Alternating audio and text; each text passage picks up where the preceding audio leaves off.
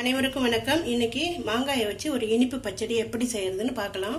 இனிப்பு மாங்காய் பச்சடி செய்ய தேவையான பொருட்கள் ஒரு 200 கிராம் இருக்கும். அது மாதிரி ஒரு புளிப்பு இல்லாத மாங்காயை தோல் சீவி சுத்தம் பண்ணி இது மாதிரி சின்ன சின்ன பீஸாக கட் பண்ணி வச்சுக்கிறேன்.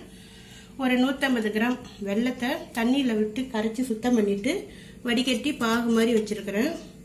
கடுகு 1/2 ஸ்பூன், 2 வரமிளகாய், ஒரு பிஞ்ச் சால்ட்டு, 2 ஸ்பூன் எண்ணெய். கேஸ் ஆன் பண்ணி ஒரு கெட்டி வானல் போட்டுக்கணும். அதில் நம்ம கட் பண்ணி வச்சுருக்கிற மாங்காயை சேர்த்து லேசாக தண்ணி தெளித்து வதக்கணும். லேசாக கொஞ்சமாக தண்ணி விட்டு இதை ஒரு 5 நிமிஷத்துலேருந்து 10 நிமிஷம் வரையும் அது மாங்காயை பொறுத்து வேகணும். இதை நல்லா வேக வைக்கணும்.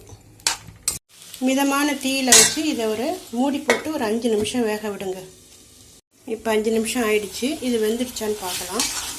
இப்போ தண்ணி எல்லாம் சுண்டி போய் இப்போ நல்லா வெந்து போச்சு. இப்போ இந்த நேரத்தில் ஒரு பிஞ்சு சால்ட்டு.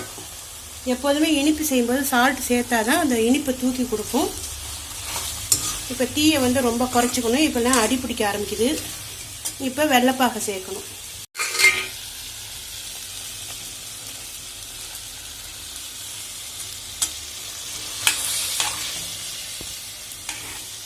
இதை ஒரு 3 நிமிஷம் கிளறி விட்டுட்டு கேஸ் ஆஃப் பண்ணிடலாம்.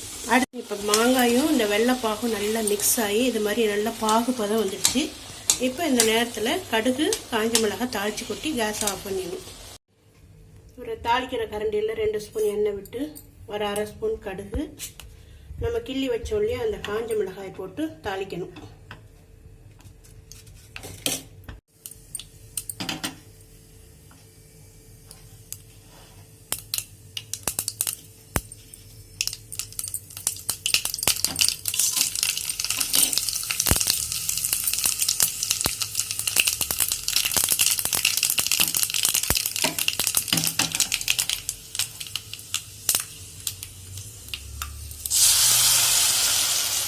அவ்வளோதான். இப்பொழுது சுவையான மணமான மாங்காய் இனிப்பு பச்சடி தயாராகிடுச்சு.